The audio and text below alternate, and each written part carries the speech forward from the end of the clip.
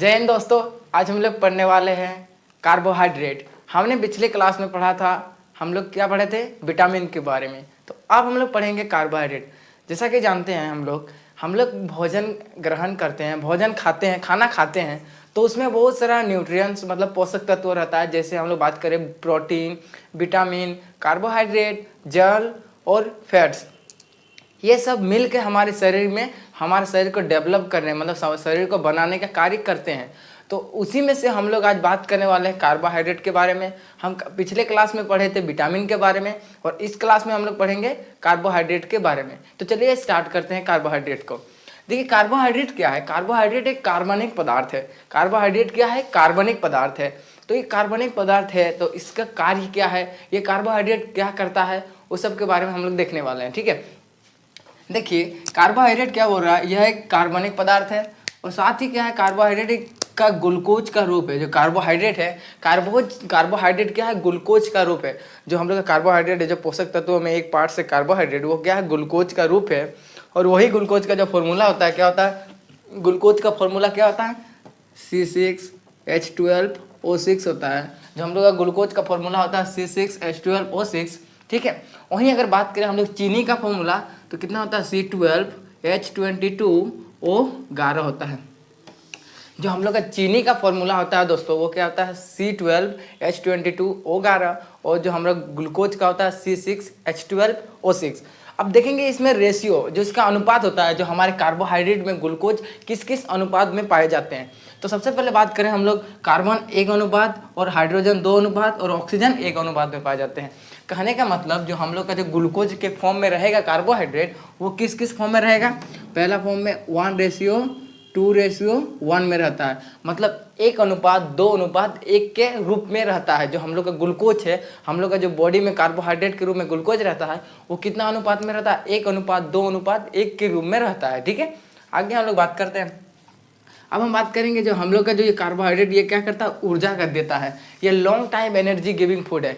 मतलब जो हम लोग का कार्बोहाइड्रेट है, हम लोग कार्बोहाइड्रेट खाएंगे तो हमें तो बहुत देर तक भूख ही नहीं लगेगा। तो कार्बोहाइड्रेट क्या है, ये लंबे समय तक हमें ऊर्जा देता है। जो हमारा कार्बोहाइड्रेट है, वो उसका सेवन करने से क्या होता है, लंबे समय तक ऊर्जा देता है कार्बोहाइड्रेट। अब हम बात करते हैं, 1 ग्राम कार्बोहाइड्रेट लेने से हम लोग को कितना ऊर्जा मिलता है, 4.2 कैलोरी ऊर्जा मिलता है। कितना मिलता है, 4.2 कैलोरी ऊर्जा मिलता है। 1 ग्राम हम लोग क्या लेंगे, कार्बोहाइड्रेट लेंगे, तो इतना कैलोरी ऊर्जा हमें मिलेगा।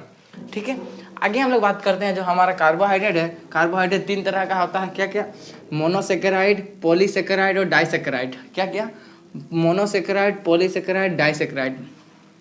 जो हम लोग का कार्बोहाइड्रेट है दोस्तों, वो 3 तरह का है। क्या क्या, एक monosaccharide, disaccharide and polysaccharide. Monosaccharide मतलब एक, और डाई मतलब 2, और पॉली मतलब बहुत सारा। क्या क्या, मोनोसेकेराइड, डाइसेकेराइड और पॉलीसेकेराइड। याद रखिएगा, मोनोसेकेराइड, डाइसेकेराइड और पॉलीसेकेराइड। ठीक है, तो चलिए एक एक को हम लोग पढ़ने वाले हैं। तो सबसे पहले बात करते हैं मोनोसेकेराइड की। तो ये मोनोसेकेराइड क्या है, यह क्या है, कार्बोहाइड्रेट का सरलतर रूप है। जो हम लोग का कार्बोहाइड्रेट है दोस्तों, कार्बोहाइड्रेट का जो मोनोसेकेराइड है, वो सबसे एकदम सरल रूप है, मतलब सिंपलेस्ट फॉर्म है। कौन, ये जो हमारा मोनोसेकेराइड है। और इस मोनोसेकेराइड में क्या होता है, कार्बोहाइड्रेट का एक अणु होता है। कार्बोहाइड्रेट का एक अणु रहता है जो हमारा मोनोसेकेराइड। मोनो का अर्थ क्या होता है, एक, मोनो का अर्थ एक, डाई का अर्थ 2। तो उसी प्रकार हमें क्या लिखा है, मोनोसेकेराइड। तो मोनोसेकेराइड का अर्थ क्या होगा, एक अणु रहता है। क्या होता है, एक अणु। कार्बोहाइड्रेट का क्या होता है, एक अणु पाया जाता है। ठीक है, एग्जाम्पल की बात करें तो जो हमारा मोनोसेकेराइड में कौन कौन से आते हैं, तो सबसे पहले बात करें हम लोग ग्लूकोज, फ्रक्टोज, ग्लेक्टोज और राइबोज।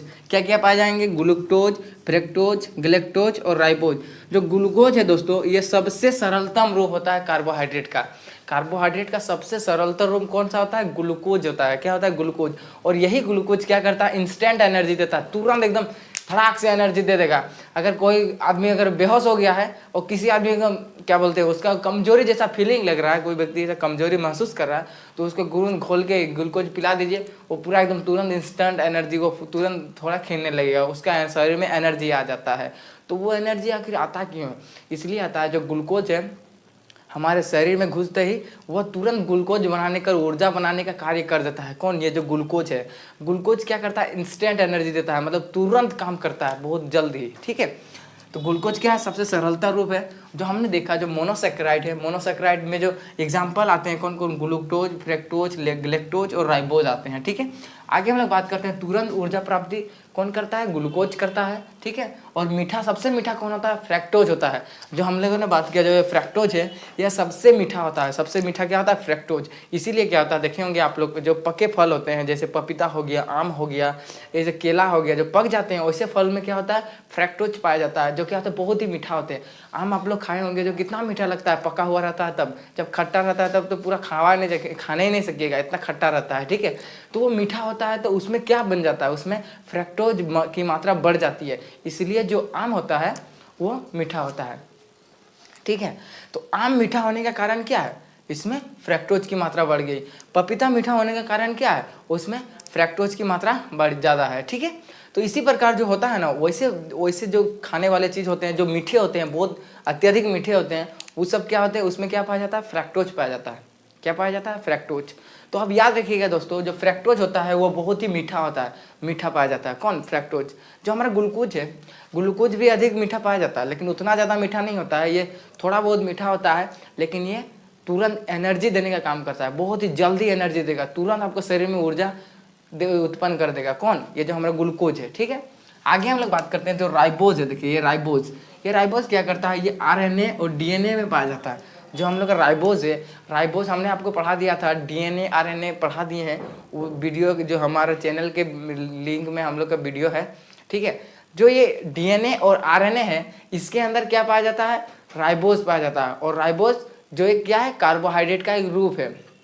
क्या है, कार्बोहाइड्रेट का एक रूप है। जो राइबोज है यह कार्बोहाइड्रेट का एक रूप है, और इसमें क्या कहाँ पाया जाएगा, ये डीएनए और आरएनए पाया जाता है। कहाँ पाया जाता है, डीएनए और आरएनए में पाया जाता है। कौन, राइबोज। ठीक है, आगे हम लोग बात करते हैं डाइसेकेराइड।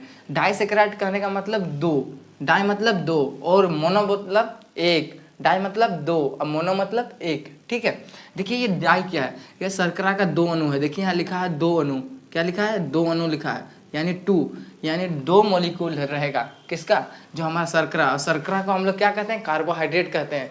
जो कार्बोहाइड्रेट को ही हम लोग क्या कहते हैं, शर्करा के नाम से जानते हैं। क्या नाम से, शर्करा। तो कहीं शर्करा लिख दिया रहेगा तो आप घबराइएगा नहीं, क्योंकि वो क्या बोल रहा है आपको, कार्बोहाइड्रेट है। जो शर्करा लिखा है मतलब वो कार्बोहाइड्रेट को बता रहा है। ठीक है, तो जो हमारा शर्करा के दो अणु रहते हैं, कार्बोहाइड्रेट का दो अणु रहता है, इसलिए हम इसको डाइसेकेराइड कहते हैं। ठीक है, उसके बाद देखिए ये मोनोसेकेराइड की तुलना में अधिक जटिल होता है। ठीक है, देखिए जो हमारा मोनोसेकेराइड है ये तो कम सरलता रूप है, जैसे यहाँ लिखे हम सरल रूप है। जो कार्बोहाइड्रेट का सरल रूप है, मतलब एकदम सिंपल साधारण रहता है, इससे कोई भी लेना देना नहीं है। हम रहेंगे तुरंत घुल जाएंगे, तुरंत एनर्जी दे देंगे।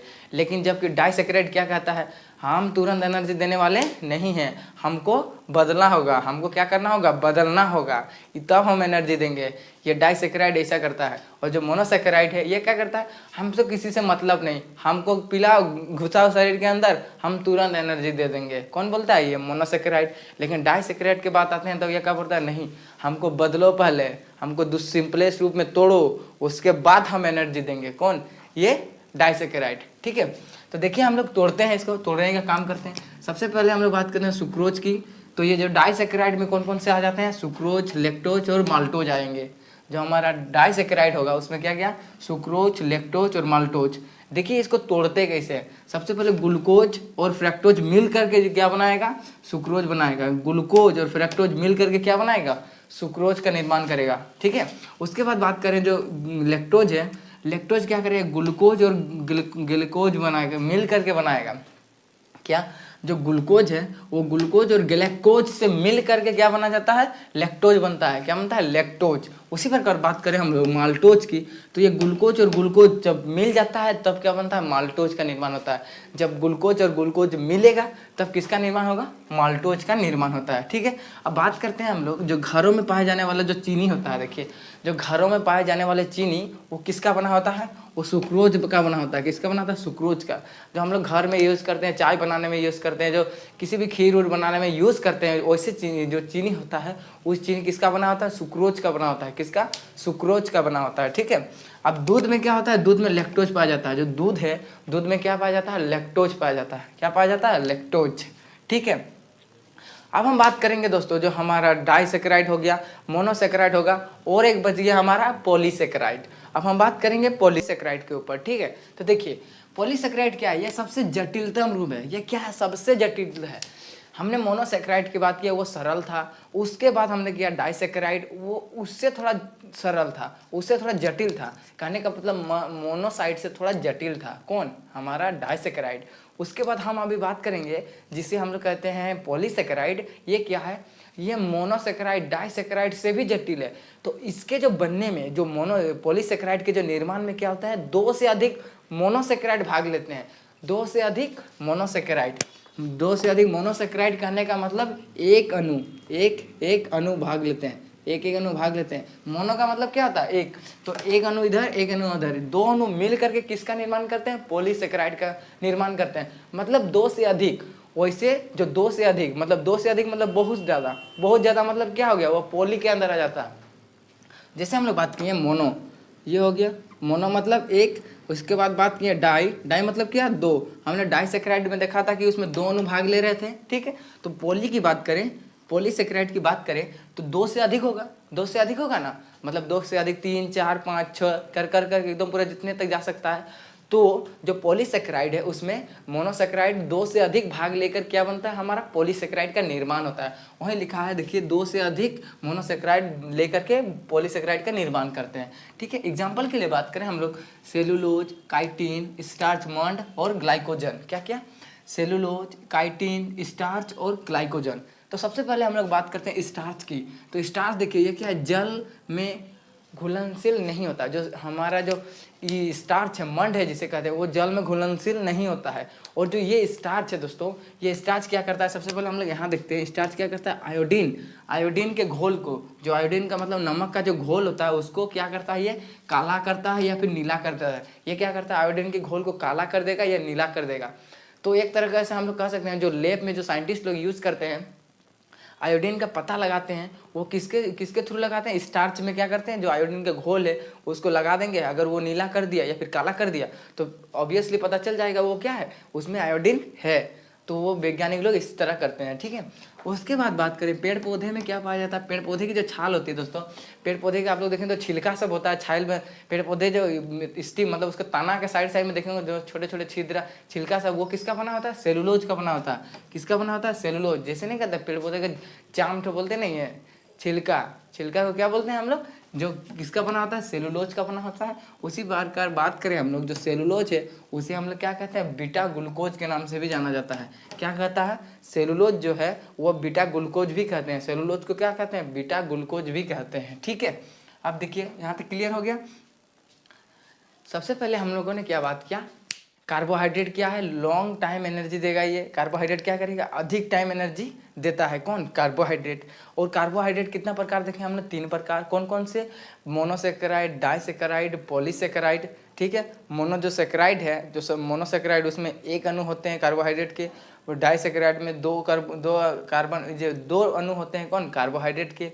और जो पॉलीसेकेराइड में हमने बात किया 2 से अधिक, कौन, मोनोसेकेराइड के 2 से अधिक अणु को मिल करके क्या बनाते हैं, पॉलीसेकेराइड का बनाते हैं, पॉलीसेकेराइड का निर्माण करते हैं, ठीक है। तो आई होप दोस्तों कि आपको ये जो हमारा कार्बोहाइड्रेट का जो पोषक तत्व था वो आपको अच्छी तरह से क्लियर हो चुका होगा, ठीक है। तो मिलते हैं नेक्स्ट वीडियो में। जय हिंद।